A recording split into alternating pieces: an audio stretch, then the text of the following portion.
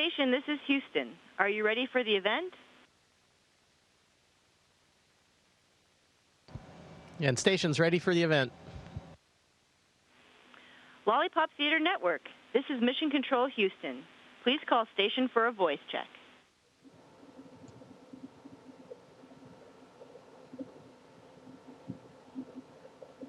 I can't hear you. Station, this is Ryan Johnston, the Lollipop Theater Network. How do you hear me? And hi there. We hear you loud and clear. Welcome aboard the International Space Station. Okay.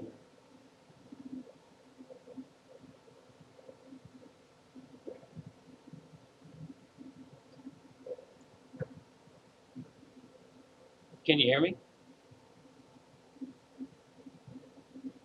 Yeah, we sure can hear you. We got you loud and clear. Okay. And welcome aboard the International Space Station. Thank you so much. Thank you, Bob and Samantha, for taking time with us today on your busy schedule. Thanks for all that you do up there for the space program. I'm Ryan Johnston. I'm with Lollipop Theater Network. I'm a board member, and we bring movies and entertainment to pediatric patients nationwide. And today we have some questions from some of the children in the children's hospitals, if you'd like to answer some questions.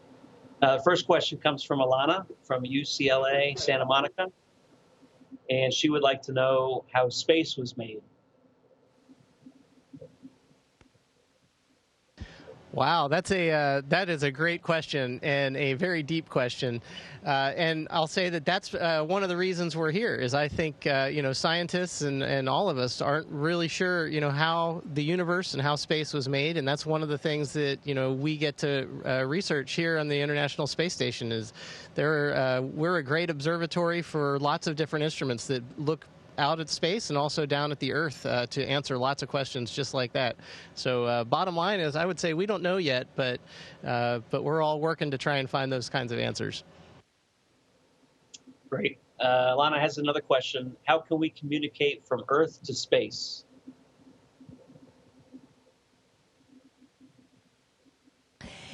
Hey, we have antennas on the space station, and those antennas that point actually higher up than the space station is, way further out. There are satellites, communication satellites. And so our antennas point at the satellites and communicate with the satellites, and then the satellites bounce our voice back to Earth. And so that way we can communicate with people on the ground, just like with you today. Nice. These next questions are from Children's Wisconsin, located in Milwaukee. How do you sleep without floating around?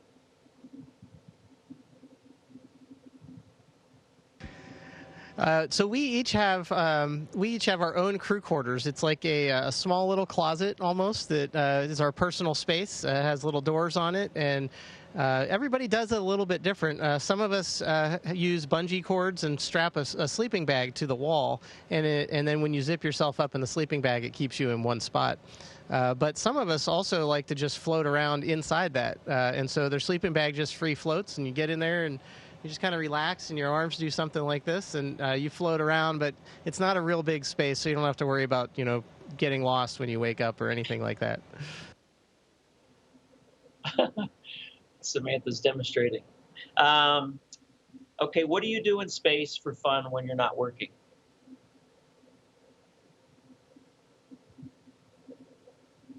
So we play with our toys, as you can see.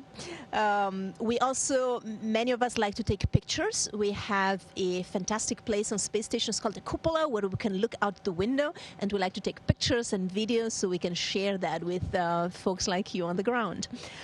We also obviously like to hang out together as a crew. We are, up here, we are also, not only each other's work colleagues, but also each other's friends, and in a way, each other's family. And so, especially on the weekends, we hang out a lot together.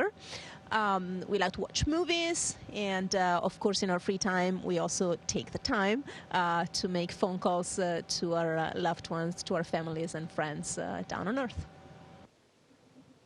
Nice. How do you brush your teeth and how do you take a bath and shower in space?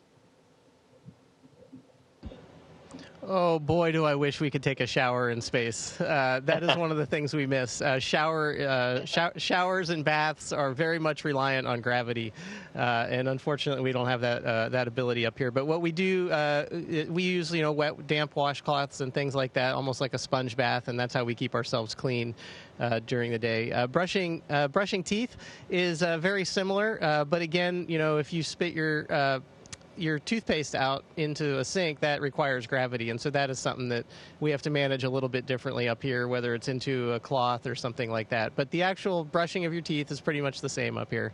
And then taking care of hair is a little different too when it comes to using shampoo and things like that, because we don't have a shower, we don't have a way to rinse it out, and so we have to use little water bags and kind of squirt it into our hair and then use a towel to dry it off.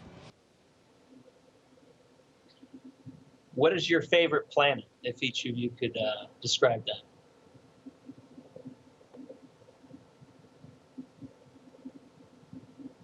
All right, I am obliged to tell you that my favorite planet is Mars, because I have this crewmate of ours, Jessica, we call her Wadi, who is a geologist, and she's worked a lot on Mars and knows everything about Mars, and so she would be very disappointed if I didn't tell you that all of our crew thinks that Mars is the best.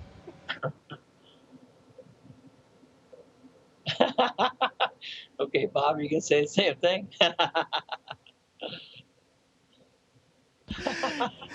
Yeah, I think it's. I agree. Mars is awesome, and certainly that's the way. That's where NASA's going, and that's we're looking to go and explore there. But honestly, one of the things that really amazed me when I got up here is how amazing the Earth is. And so I think that truly is my favorite planet. Looking back at it now, it is the most beautiful thing out there. There's the black of space and some other amazing things out there, but the blue marble that is the Earth is absolutely incredible, and so that is my favorite planet. Nice. Comer Children's Hospital in Chicago asks, what is the capacity of the International Space Station?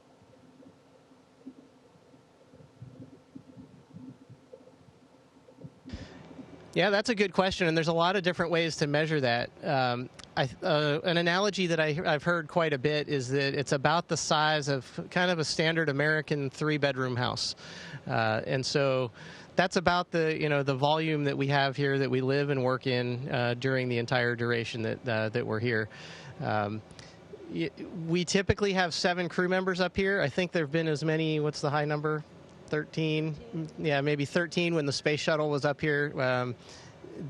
So we've had a lot of people on board. We had 11 when we first got up here, and then when we hand over with our replacement crew here in the next month or two, we'll have 11 more people up here as well. So those are exciting times and a lot of fun having that many people on board.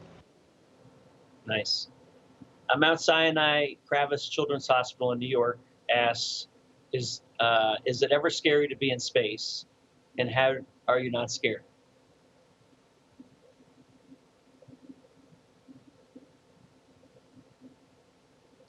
Yeah, an interesting question. I don't think that we find it scary. It's the space station is our home, is a little bit special, and obviously it's in a very special environment because we're up here in space, and outside of space station humans cannot survive, and so we rely on this wonderful machine that surrounds us to keep us alive.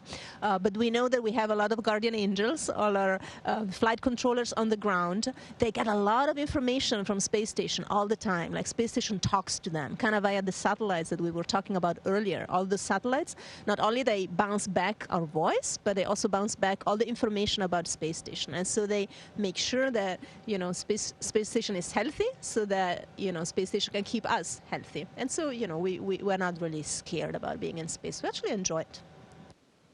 Great. Can you describe a little bit the trip from Earth to the space station, as far as you feel taking off in the rocket? And I'm not sure if both of you have experienced re-entry yet, but if you could elaborate on that as well. Yeah, so this is my first space flight, so I only know half of the journey so far. Samantha, this is her second space flight, so I'll let her talk about re-entry. But the experience on launch was it was just absolutely amazing.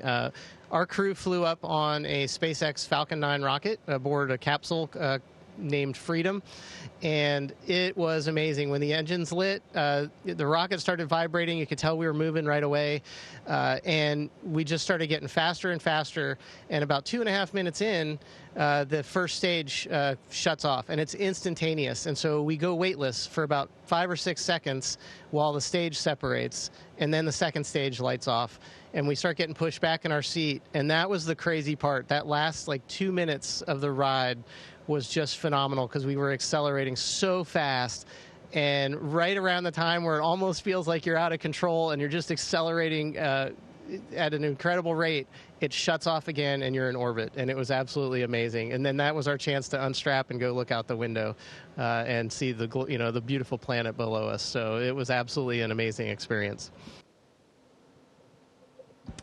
Yeah, and re-entry is quite a ride as well. What happens is that we are up here and we fly really, really fast. To how many miles? 17,000, sorry, I know it in kilometers. 17,000 miles per hour. So that is an incredible velocity. It means that we, just by virtue of moving that fast, we have a lot of energy that is stored within us, within our bodies, within our space vehicle. And so what we have to do to come back down, we have to get rid of all that velocity. And the way we do it is we use the atmosphere to do that. Just the drag that you generate by digging into the atmosphere slows you down. Now, where does all that energy go? It has to go somewhere, right? And so you can even see it where it goes. It goes into heat. So the atmosphere around you heats up so much that you look out the window and you literally see flames dancing outside of your window, which is pretty amazing. And that slowing down also means that you are really pressed hard in your seat, kind of like during launch, right? When the rocket launches you, you have that acceleration that it feels like you're pressed down into your seat. And you feel the same when you come back, except that in that case, it's the atmosphere slowing you down. So that when you, open the parachute, you're not that fast anymore. And then the parachute slows you down that last bit. And then you fall. On my first flight, I landed on solid ground in Kazakhstan. And this time, I will have this new experience of landing in water. Also, I guess it's not landing anymore. It's a splashdown. Thank you. Well, that's all that we have. I do want to tell you, Scott Kelly's a friend of mine, and he texted me this morning and wanted me to say hello to you both. On behalf of all the children watching right now in the children's hospitals, I want to say thank you, and my children watching at home. Thank you for your time again and for everything that you both do for the space program.